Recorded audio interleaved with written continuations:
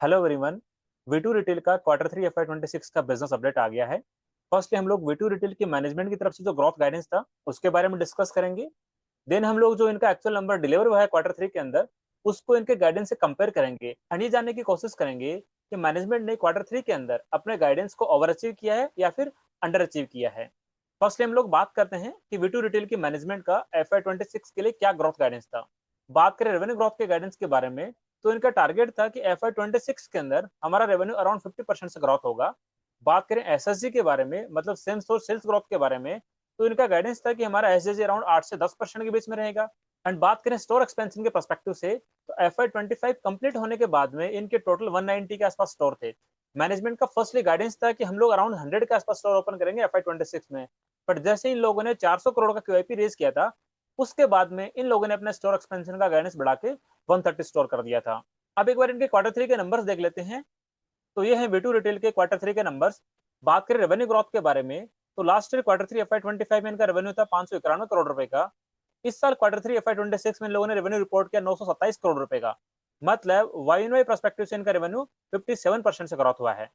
बात करें सेम्स और सेल्स ग्रोथ के बारे में, मतलब एसएसजी के बारे में, तो आपको पता होगा इस साल फेस्टिव सीजन थोड़ा प्रीपोन हो गया था। मतलब last year festive season quarter 3 में स्टार्ट हुआ था, बट इस साल क्वार्टर 2 के एंड में स्टार्ट हो गया था। लाइक दुर्गा पूजा, नवरात्रि वाला सीजन, उसकी वजह से जो फेस्टिव सीजन की जो सेल्स हुआ करती थी वो काफी सारे क्वार्टर 2 के अंदर प्रीपोन हो गई थी।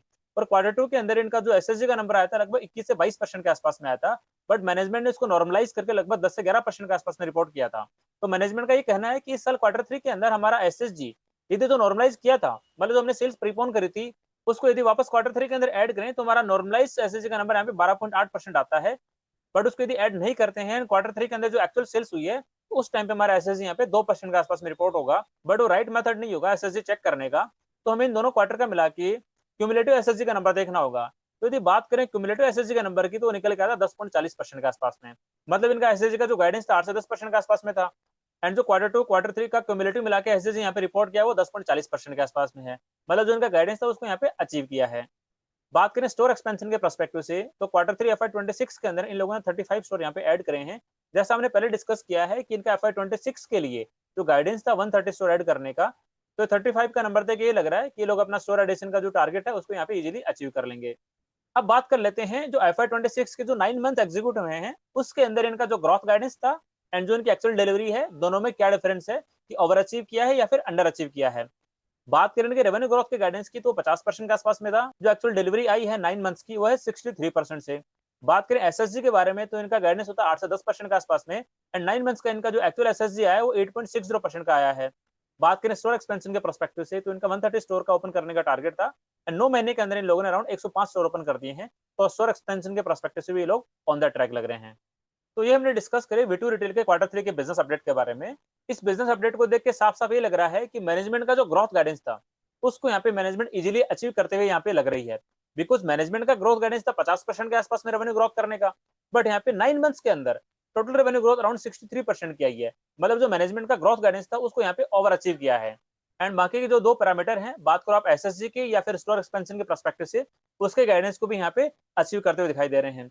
अब यहाँ पे सबसे इंपॉर्टेंट बात ये देखनी पड़ेगी कि पूरी वैल्यू फैशन चेन के अंदर वी2 रिटेल सिंगल ऐसा प्लेयर है जो कंसिस्टेंटली अपने नंबर्स को अराउंड 50% या उससे ज्यादा रेट से ग्रोथ कर रहा है। बाकी के जो दूसरे प्लेयर्स हैं, भले ही आप बात करो ट्रेंड लिमिटेड की, बात करो बजाज स्टाइल की, या बात करो वीमार्ट के बारे में, उन सब के नंबर्स उतने अच्छे नहीं हैं जितने वी2 रिटेल के हैं। बिकॉज बाकी के प्लेयर्स उतना अच्छे रेट से ग्रोथ नहीं कर रहे हैं, जबकि वी2 रिटेल का एक्सपेंशन बहुत अच्छे से हो रहा है। एंड वी2 रिटेल के मैनेजमेंट का ये कहना होता है कि जैसे हम लोग नया स्टोर लॉन्च करते हैं, तो इनिशियल के 3 से 4 महीने के अंदर हमारा स्टोर प्रॉफिटेबल हो जाता है। तो इनको नए स्टोर ओपन करने में कोई दिक्कत नहीं आती है। एंड पुराने स्टोर इनके कंसिस्टेंटली चल रहे होते हैं। एंड यदि बात करें स्टोर क्लोजर के पर्सपेक्टिव से, देन हार्डली ये लोग पूरे साल के अंदर 1 या 2 स्टोर क्लोज करते होंगे। बात करें FY26 के बारे में, तो FY26 के शुरुआत के 9 महीने में इन लोगों ने मात्र सिंगल स्टोर क्लोज किया है एंड 105 स्टोर यहाँ पे नए लॉन्च करे हैं। मतलब नेट नेट 104 स्टोर यहाँ पे ऐड किए गए हैं। इनका गाइडेंस है लगभग 130 स्टोर के आसपास में ओपन करने का। तो मेरे को ये लग रहा है कि जो इनका गाइडेंस है स्टोर एक्सपेंशन का, उसको भी शायद यहाँ पे ओवर अचीव करेंगे। तो ये नंबर्स देख के बड़ा अच्छा लग रहा है। देखो, जैसे यदि आपको पता लगे कि आपके पोर्टफोलियो में जिस कंपनी का सबसे ज्यादा होल्डिंग है, वो कंपनी अपने बिजनेस को कंसिस्टेंटली 50-60% से ग्रोथ कर रही है, एंड वो एक कंज्यूमर बिजनेस है, वो एक रिटेल बिजनेस है, जहाँ पे कस्टमर आता है, प्रोडक्ट खरीद के तुरंत पेमेंट करके जाता है, मतलब रिसीवेबल्स का कोई पंगा नहीं है, पूरा का पूरा अमाउंट डायरेक्टली कैश फ्लो में कन्वर्ट होता है।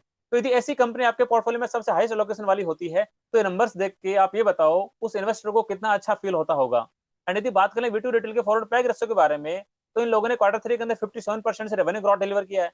तो ये मैं मान के चल रहा हूँ कि इनका जो प्रॉफिट ग्रोथ का डिलीवरी होगा वो भी 50 से 60% के बीच में होगा। इसका मतलब लास्ट ईयर जो क्वार्टर 3 के अंदर इनका प्रॉफिट था, उसके अंदर लगभग 50 से 60% की यहाँ पे ग्रोथ डिलीवर कर सकते हैं। एंड यदि मैनेजमेंट ने क्वार्टर 4 के अंदर भी अपना रेवेन्यू ग्रोथ का गाइडेंस अचीव कर लिया, तो ये लग रहा है कि एफआई 26 के अंदर ये कंपनी अराउंड 130 करोड़ का प्रॉफिट इजीली अचीव कर सकती है। करंटली इस कंपनी की मार्केट कैप है लगभग 9000 करोड़ रुपए के आसपास में।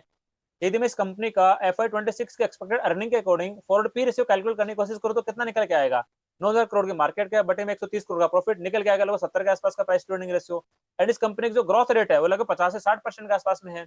एफआई 26 के अंदर इस कंपनी का प्रॉफिट अराउंड 60% से ग्रोथ हो रहा है। एंड यदि इस कंपनी का फॉरवर्ड पैग रेशियो कैलकुलेट करने की कोशिश करें तो निकल के आएगा आपका 70 बटे में 60, कितना निकल के आएगा 1.2 के आसपास में। तो आप ये देखो एक कंज्यूमर बिजनेस से बिलोंग करने वाली ऐसी कंपनी जो लगभग 50 से 60% से ग्रोथ कर रही है और आपको 1.2 के फॉरवर्ड पैग रेशियो पे मिल रही है, तो मेरे को यहाँ पे वे टू रिटेल के बिजनेस के अंदर इन्वेस्टमेंट की एक अपॉर्चुनिटी यहाँ पे दिखाई दे रही है। ये जस्ट मैंने मेरा पर्सपेक्टिव शेयर किया है कि मेरी तरफ से कोई स्टॉक रिकमेंडेशन नहीं है। आप लोग अपनी खुद की रिसर्च करना, खुद का एनालिसिस करना, उसके बाद में ही डिसाइड करना कि आपको स्टॉक के अंदर इन्वेस्टमेंट करना है या फिर नहीं करना है। तो आज की वीडियो में इतना ही। यदि आपको वीडियो पसंद आए तो लाइक जरूर करना एंड चैनल को सब्सक्राइब करना बिल्कुल मत भूलना, बिकॉज ऐसे ही मैं हाई ग्रोथ करने वाली कंपनीज के क्वार्टर रिजल्ट का एनालिसिस करके वीडियो बना के यहाँ पे अपलोड करता रहता हूँ, जो आप लोगों को हेल्प करेगा आपके पोर्टफोलियो को रिस्ट्रक्चर करने में। तो ठीक है, मिलते हैं नेक्स्ट वीडियो में। Thank you.